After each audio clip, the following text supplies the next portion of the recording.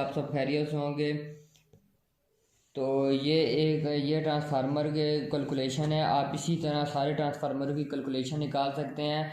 तो इसमें मैं आपको ये बताऊंगा कि टर्न रेशो जो है वो हमें क्या फ़ायदा देती है और क्या नुकसान देती है। अगर ज़्यादा रखेंगे क्या फ़ायदा है, कम देकर रखेंगे तो क्या नुकसान है। तो ये जो टर्न रेशो है सब कुछ इसी के बेस पे ये ट्रांसफार्मर बनाया जाता है। तो कंपनी वाले तो 12.5 या 11 टर्न रेशो रखते हैं। तो अब ये देखें, ये 1.5 की 52 है, तो ये 1.5 हो गया और ये 3 हो गया। ठीक है, अब ये 1.5 की 52 है, तो उसकी कैलकुलेशन मैं बता रहा हूँ। 1.5 मल्टीप्लाई 3 करेंगे तो जो आंसर आएगा 4.5 आ गया। ठीक है, उसको 12.5 से तकसीम करेंगे 4.5 को, तो 2.77 आ गया। 2.77 को मल्टीप्लाई करेंगे वोल्ट से, ये वोल्ट है, ये जो लिखा हुआ है ये सारे वोल्ट हैं, 50 वोल्ट है। तो उसकी इसने टर्नें बता दी, 138 टर्नें हैं। तो गाइस इसमें यह होता है कि अब इसी तरह 277 को अब ये 100 वोल्ट से मल्टीप्लाई करेंगे, ये टर्नें बता दी। 150 से ये 180 से ये टर्नें बता दी, 220 से ये टर्नें और 250 से ये टर्नें बता दी। अब मैं आपको बताता हूँ जो टर्न रेशियो है इसमें ज़्यादा रखने से क्या फ़ायदा है और कम रखने से क्या नुकसान है। अब ये मिसाल के तौर पे इन्होंने 12.5 टर्न रेशियो रखी है। तो गाइस इसमें ये होगा कि आपकी जो है वो टर्नें बढ़ जाएंगी। अब टर्नें जब बढ़ेंगी तो उसमें आप ये करेंगे, ये जो 100 वोल्ट है, ये 100 वोल्ट आपके 220 बन जाएंगे। 220 जो 150 वोल्ट हैं वो 250 बन जाएंगे। जो 180 हैं वो 280 बन जाएंगे। 220 जो हैं वो 320 बन जाएंगे और जो 250 हैं वो 350 बन जाएंगे। अब ठीक है, अब जो अगर मैं इधर मिसाल के तौर पे अगर ये टर्न रेशो जो है 12.5 है, अगर यही मैं टर्न रेशो रख दूंगा 8 और तकसीम कर दूंगा 4.5 से, तो 4.5 से जब मैं तकसीम करूंगा तो 1.77 आएगा। अब 1.77 को मैं जब मल्टीप्लाई करूंगा 1.77 को जब मैं मल्टीप्लाई करूंगा 100 वोल्ट से, तो उसमें आपको ये बताऊंगा कि इसमें कितनी टर्नें आती हैं। अब 1.77 मल्टीप्लाई बाय 100 करता हूँ तो 177 टर्नें आती हैं। ठीक है, अब मैं 100 करता हूँ तो 177 टर्नें आ रही हैं। अब इसी तरह मतलब 177 टर्नें आ रही हैं, फिर मैं 1.77 मल्टीप्लाई बाय 150 वोल्ट करता हूँ तो 265 बन रही हैं। ठीक है, मतलब ये 150 वोल्ट। इसी तरह आगे जो टर्नें हैं वो इसी तरह मतलब जो करते जाएंगे आप। 150 वोल्ट है मतलब 180 वोल्ट उसकी टर्नें, और जो 220 उसकी टर्नें, 250 उसकी टर्नें। अब मैं अगर मिसाल के तौर पे 8 टर्न रेशो रखूँगा तो इसमें ये होगा आपके 100 वोल्ट ही हैं, 150 वोल्ट है, 180 वोल्ट है, 220 वोल्ट 220 है और 250 वोल्ट 250 है।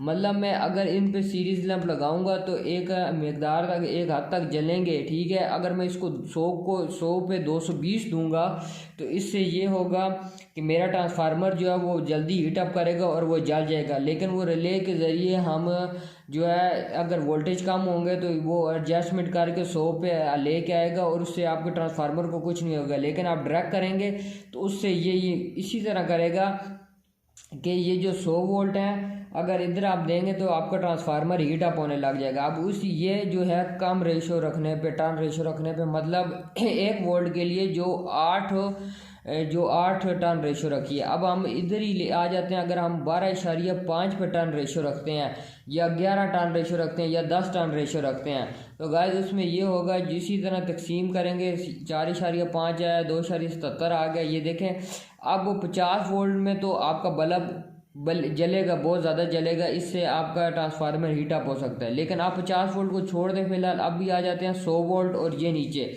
जो अगर आप 12.5 टर्न रेशो रखेंगे उसमें अगर 100 वोल्ट है तो वो 100 वोल्ट है। ठीक है, 150 भी है, 180 है, 220 है, 250 है।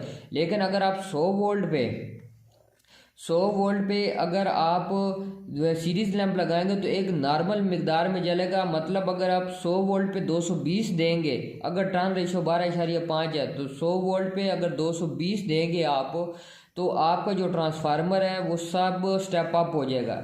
मतलब यहाँ पे 100 है, यहाँ पे यहाँ पे 220 हो जाएगा, 250 हो जाएगा, 280 हो जाएगा और 320 हो जाएगा और 350 हो जाएगा। ये मतलब ये है कि जब 12.5 पर टर्न रेशो के रखेंगे तो आपका ट्रांसफार्मर हीट अप नहीं होगा, बल्कि वो स्टेप अप पे वर्क कर रहा होगा। और स्टेप अप के ट्रांसफार्मर जो होता है स्टेबलाइजर, इसके कनेक्शन अलग हैं और स्टेप डाउन का जो ट्रांसफार्मर है उसके कनेक्शन अलग हैं। ये कनेक्शन अगर आप कर लेते हैं, अगर आप 8 की टर्न रेशो रखेंगे तो इसमें आपकी टर्नें भी कम लगेंगी और जो है ये प्रॉपर 100, 150, 180, 220 और 250 वोल्ट ही रहेंगे। लेकिन अगर आप इधर 100 वोल्ट की जगह 220 देंगे, मतलब 100 को 220 की लूप देंगे, तो आपका ट्रांसफार्मर हीट अप होने लगेगा। और इसी सूरत में अगर आप टर्न रेशो ज़्यादा रखते हैं 12.5 या 12, तो उस पर टर्न रेशो जो है वो आपकी रहेगी, अगर ये 100 है तो ये एक किस्म का 220 बन जाएगा। लेकिन है ये 100 वोल्ट ही, तो इसको हम इसके कनेक्शन अलग हैं और इनके अलग हैं, ठीक है। मतलब जो कम टर्न रेशो रखने में हमारी जो है वो तार भी कम लगती है और हमारे जो वोल्टेज 100 वोल्ट है वो प्रॉपर उसी तरह वर्क करते हैं। लेकिन अगर हम ज़्यादा टर्न रेशो रखेंगे तो हमारी जो तार है वो ज़्यादा लगेगी, ठीक है ना। तो उसमें फिर लोग यही करते हैं कि हाँ, इसी तरह करते हैं कि वो कम टर्न रेशो रखते हैं ताकि जो है तार हमारी कम लगे। लेकिन अगर आप 1.5-3 की बावन में आप 12.5 रखेंगे और स्टेप आप ये उठाएंगे कनेक्शन, तो आपकी तार बिल्कुल इस बावन के ऊपर नहीं चलेगी। 19 नंबर तार हो तो वो नहीं इस पर चढ़ेगी। लेकिन अगर आप यही टर्न रेशो 8 रखते हैं तो उससे 8 रखेंगे और यही तारें जो हैं ये सब जो हैं तारें, मतलब ये 177 टर्न है, 265 आगे जो आप करेंगे 180 वोल्ट, 220 और 250 वोल्ट, ठीक है ना। अगर आप उसकी करेंगे तो इस बावन पे 19 नंबर तार आराम सुकून से जो है वो चढ़ जाएगी, मतलब पूरी यहाँ तक आ जाएगी, ठीक है ना। अगर 12.5 की करेंगे तो इसकी टर्न रेशो में फ़र्क आ जाएगा, मतलब टर्न रेशो में सॉरी नहीं, मतलब बावन के ऊपर इसके ऊपर पूरे कंप्लीट लपेटा नहीं जाएगा और उससे फिर ये आपकी बाहर आ जाएगी। बावन से बाहर जब आएगी तार तो वो फिर कोर के साथ लगेगी और शॉर्ट भी हो जाएगी और तार डैमेज भी हो जाएगी, ठीक है। मतलब हमें टर्न रेशो है वो हमें उस हिसाब से देखना पड़ता है कि कितने रखें। अब वैसे तो अक्सर लोग 8 ही रखते हैं, लेकिन आप वेल्डिंग प्लांट की जब बना रहे होते हैं उसकी टर्न रेशो आप 10 रख सकते हैं, 11 रख सकते हैं। उससे आपका ट्रांसफार्मर है वो जो हीट अप नहीं होगा, क्योंकि उसमें ये होता है कि उसमें रिले का काम नहीं होता, बल्कि उसमें हमें डायरेक्ट 220 कॉइल को देने होते हैं, ठीक है ना। तो उसमें हमें फिर टर्न रेशो जो होती है वो ज़्यादा रखनी पड़ती है। अब ये जो टर्न रेशो हमने रखी है ये 8 थी, तो ये आम ट्रांसफार्मर में जो मतलब 1.5 दिन के बावन, 2 दिन की बावन या जो भी मतलब आम नॉर्मल छोटे ट्रांसफार्मर होते हैं स्टेबलाइजर के लिए, तो आप उसके लिए अगर ये टर्न रेशो 8 रखेंगे तो आपका ये वर्क प्रॉपर तरीके से करेगा सब, ठीक है ना। मतलब ये सब प्रॉपर तरीके से वर्क करेगा। लेकिन आप बड़े ट्रांसफार्मर में जाएंगे, जैसे वेल्डिंग प्लांट से ऊपर ले लें या 3-5 की बावन 3-5 का ले लें, वो ले लें, ब्लॉक ले लें या बावन ले लें, तो उसमें हमें क्या करना पड़ेगा, हमें टर्न रेशो बढ़ानी पड़ेगी। टर्न रेशो बढ़ाने से हमारा ट्रांसफार्मर हीट अप नहीं होगा और आवाज़ भी नहीं करेगा, शोर नहीं करेगा। लेकिन वहीं अगर आप 8 की रख देंगे तो हमारा ट्रांसफार्मर अगर कुछ वोल्ट ज़्यादा होंगे तो हमारा ट्रांसफार्मर जो है वो आवाज़ करने लग जाएगा, शोर करेगा, ठीक है। अब स्टेप अप और स्टेप डाउन के बारे में मैं बताता हूँ उनके कनेक्शन किस तरह होते हैं। स्टेप अप और स्टेप डाउन के कनेक्शन अलग हैं, तो उसमें ये होगा। अब ये देखें स्टेप डाउन ट्रांसफार्मर के कनेक्शन। अब ये रिले लगी हैं, ये जो है ये रिले हैं, ये सब रिले हैं,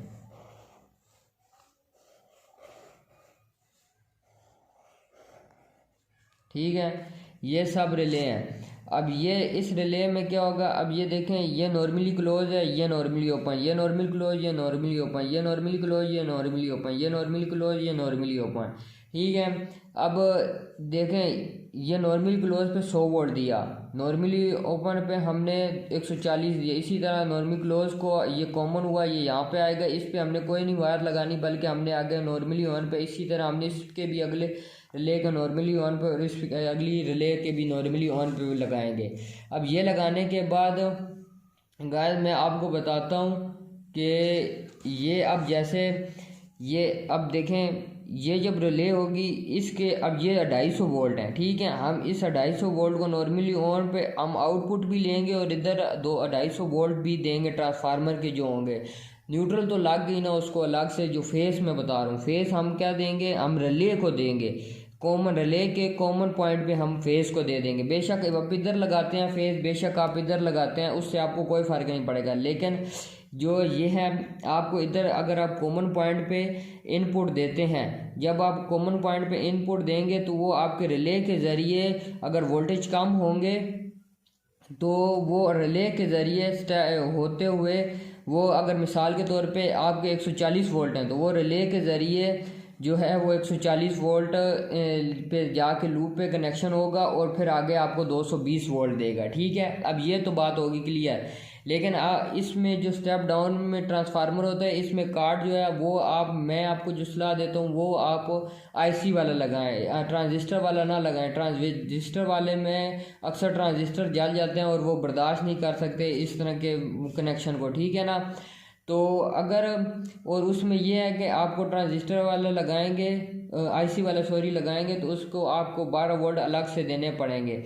लेकिन ट्रांजिस्टर में आपका सही वर्क नहीं करेगा और आपको 12 वोल्ट अलग से देने पड़ेंगे। और आप मिसाल के तौर पर अगर स्टेप डाउन में ट्रांसफार्मर बनाते हैं तो आप इनपुट से पहले आप एक डिले टाइमर लगाएंगे जो 2 मिनट या कुछ सेकंड बाद जो ऑन हो के, मतलब इन रिले के जितने वोल्ट कम है उस पे ये आ जाए, रिले आ जाए, कुछ सेकंड में उस वोल्टेज तक रिले पहुंच जाए और ये फिर आपको आगे 220 देगा। अगर आप इस तरह करते हैं कि आप डायरेक्ट इसको 220 देते हैं, आप डिले टाइमर नहीं लगाते, डिले टाइमर आउटपुट पे लगाते हैं, तो उसके आपके ट्रांसफार्मर की जो रिले सर्किट ये जो होगा रिले, इनमें किसी न किसी आपका ज़ीरो एरर आएगा। मतलब पहले एकदम वोल्टेज बढ़ाएगा, फिर आहिस्ता आहिस्ता फिर एकदम कम हो जाएंगे, मतलब वो एक माइनर सा एरर आएगा, उसको आपको पता भी नहीं लगेगा। लेकिन एक दफ़ा वो आपको हाई वोल्टेज देगा, फिर वो आपको एक्यूरेट जो है 220 वोल्ट देगा। ये स्टेप डाउन में अगर इनपुट पे डिले टाइमर लगा देंगे तो उससे आपका ये फ़ायदा होगा कि आपका जो ट्रांसफार्मर है वो, आपका जो सर्किट है वो भी डैमेज नहीं होगा और आपको जो वो माइनर सा जो ज़ीरो एरर आ रहा होगा, जो मतलब हाई वोल्टेज का कुछ सेकंड के लिए, वो ख़त्म हो जाएगा। मतलब जब डिले टाइमर जब ऑन होगा 5 सेकंड बाद, 10 सेकंड बाद या 30 सेकंड, 40 सेकंड, 1 मिनट कर लें, उसके बाद ऑन होगा, तब तक आपके वोल्टेज जो है वो एडजस्ट कर चुका होगा, ठीक है ना। तो स्टेप डाउन में बहुत एहतियात की बेहतर होती है।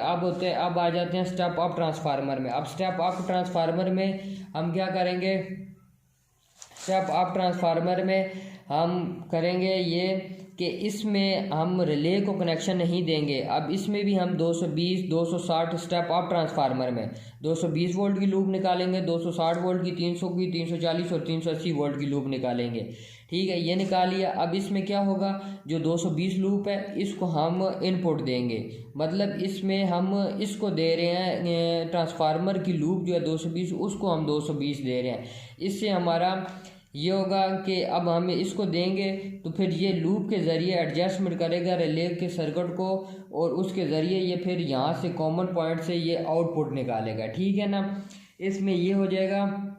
आप डिले टाइमर ना भी लगाएं फ़र्क नहीं पड़ेगा, लेकिन एहतियात बेहतर होती है आप आउटपुट पे डिले टाइमर लगा लें, ताकि आपको कोई किसी किस्म का फॉल्ट, अगर ज़्यादा वोल्टेज होते हैं या कोई इस तरह का मसला होता है तो ये खुद ऑफ हो जाए।